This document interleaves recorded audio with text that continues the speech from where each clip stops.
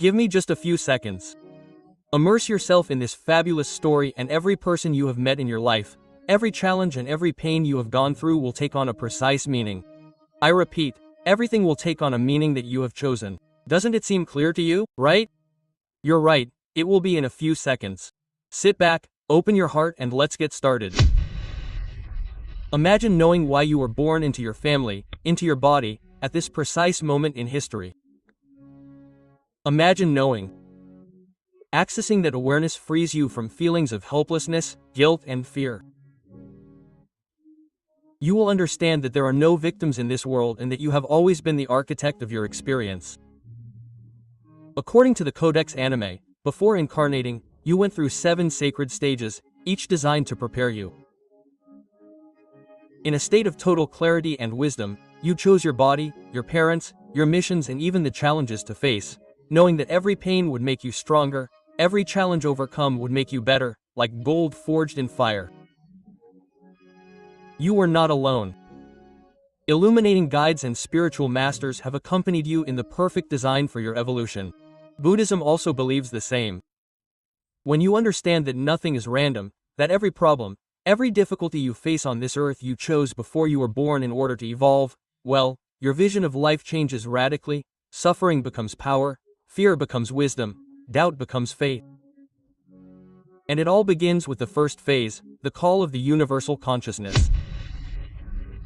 That inexplicable nostalgia you feel, that sense of loss even when everything seems to be going well, is the echo of this call, a loving invitation that crosses dimensions and awakens your soul. It is not an order, but a silent melody that reminds you that it is time to evolve, to return to the sacred game of physical existence.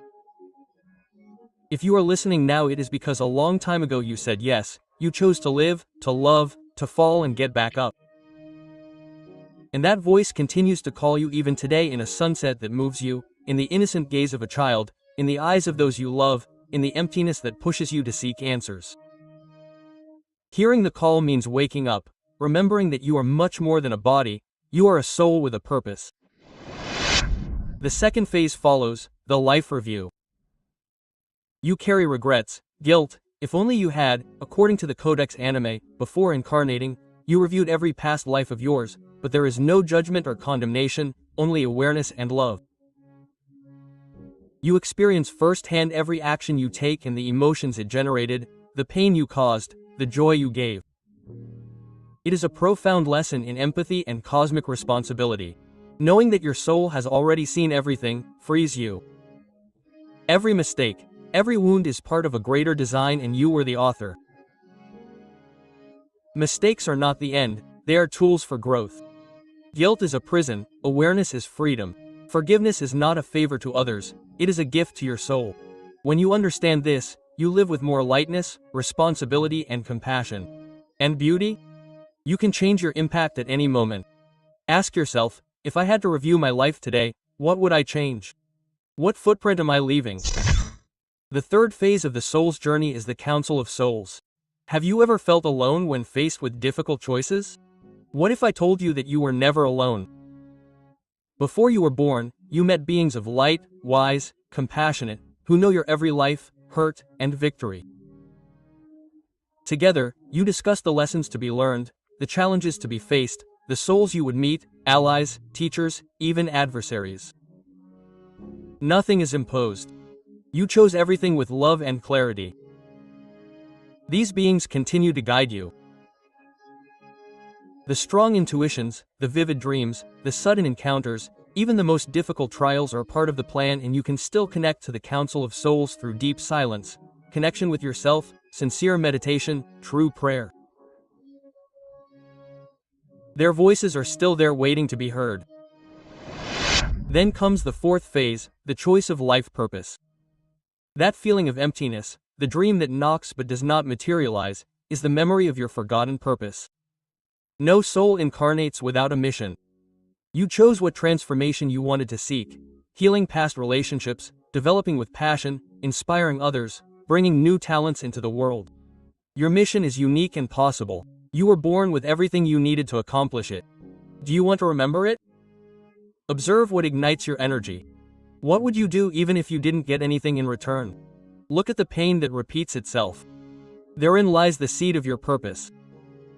What hurt you the most is precisely what you came to heal in yourself and in others. I believe it is very important to repeat this magnificent concept. This concept can greatly increase your happiness starting now. What hurt you the most is precisely what you came to heal in yourself and in others. The fifth phase is among the most powerful, the choice of body and family. You were not born by chance. Your soul evaluated different options, bodies, environments, lineages, and consciously chose the one that was most aligned with its mission. I know it is difficult to accept, especially in lives marked by pain, poverty, or abuse, but your soul did not seek the easy way, it sought the most evolutionary. You chose your parents not for their appearance, but for the invisible lessons they taught. Perhaps to learn forgiveness, perhaps to break ancient chains. Even the body you inhabit, with its strengths and fragilities, was chosen to enhance your journey. Nothing in your life has ever been a mistake. When you understand that every choice was made by your soul with a precise purpose, pain becomes meaning. Even the souls who hurt you the most are the same ones who, on other planes, loved you deeply and accepted difficult roles to help you evolve. Recognizing and honoring these choices is what releases your true power. You stop feeling like a victim and start living as a free, courageous being on a mission on Earth. Reflect on this sacred concept. Even those you see as enemies today can be a tool for growth, for improvement, for learning deeply what it means to forgive. The sixth phase of the journey is the veil of forgetfulness. After choosing your mission, your body, and your family, comes the most delicate moment, forgetting everything. Yes, because in order to truly live the human experience, your soul has chosen to forget who it is, where it comes from, past lives, and why it is here. It is not a punishment, it is what makes the game real. You pass through a veil made of luminous fog and leave behind all memory of eternal truths. This allows you to experience fear, doubt, mystery, love in the dark. But the veil is not perfect and sometimes it can be torn. Dreams, strong intuitions, deep silences. In those moments a memory surfaces, a nostalgia that you cannot explain. It is your soul trying to remember and you can begin to lift that veil. Every time you follow your intuition, meditate, listen to the subtle signals of the world, a small crack opens and the light of who you truly are begins to filter through. You are much more than your name, your body, or your history. You are eternal, and now that you begin to remember this, the awakening has already begun. Then comes the seventh phase, the leap of faith and birth. After forgetting everything, you launch yourself into the physical world. It is the most courageous act a soul can perform. You accept being small, fragile, losing the memory of your greatness in order to rediscover it step by step, fall after fall, love after love. You are born in the body, in the cold, in the breath, in the skin, and only everything is new, but inside you something ancient burns. In the first years of life the connection with the divine is still strong. Children talk about past lives, of distant worlds, they feel invisible presences. Then the veil thickens, society imposes rules, you forget, but not completely. In moments of inexplicable joy, in silence, in deep pain, your soul whispers and leaps. Remember why you are here. Remember the leap. Remember that every challenge is a door, every love is a call, every beginning is a rebirth. And now that you have begun to remember, something in you has changed forever. And so a question arises spontaneously. If every life has a purpose, if we are the architects of our existence, why have we been taught to live as victims? Why have we been made to believe that we are small, limited, and unworthy? The answer is as simple as it is shocking. Why do conscious souls not allow themselves to be controlled? If you follow this channel, you know these things. Since the beginning of civilization, those who have held power have intuited a dangerous fact. A human being who remembers his or her divine nature does not live in fear, does not yield to manipulation, does not accept the illusion of separation. If everyone knew that they are eternal and co-creators of their own reality, the old tools of control, fear, guilt, punishment, would lose their power. That is why the truth has been hidden, but the truth cannot be stifled forever. It lives in the authentic connection with yourself, in dreams, in the thrills of intuition. That restlessness you feel inside is your soul trying to remember. And the good news is that no one can stop your awakening.